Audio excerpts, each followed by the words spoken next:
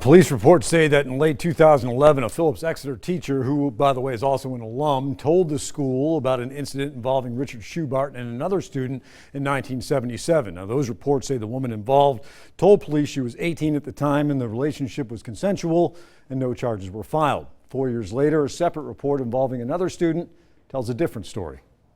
In February of 2015, Exeter police were contacted in regards to a report of sexual assault at the school in 1982. It was through a letter sent to Phillips Exeter by an attorney representing a former student. The police report states that letter claimed the abuse was by a former PEA faculty member, naming Dr. Richard Schubart. The report goes on to say the majority of the abuse occurred when the student was 17 years old, and that the abuse took place in the Amen dormitory, including the hall, his apartment, the smoking room, and a basement room. The report to police was filed by the Dean of Faculty, Dr. Ron Kim, and says Dr. Kim reported that Schubart admitted to having a consensual sexual intimate encounter. And according to the alleged victim, members of the staff at Exeter were aware of the abuse.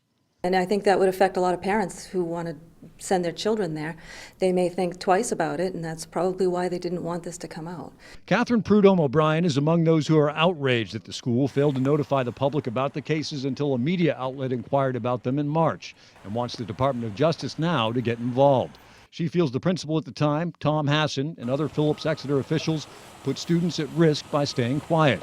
Given the political implications, it's worth noting that Prudhomme O'Brien is a Republican state rep from Derry, but she's also a survivor of sexual assault who believes the school failed to provide the one thing that matters most: support. That's extraordinarily important. It's one of the most healing things that can happen to a sexual assault survivor, to know that other people care. And when there's the absence of that, that can be extraordinarily difficult. Well, since the cases involving Richard Schubart were made public, Exeter police have received several more complaints alleging misconduct at Phillips Exeter.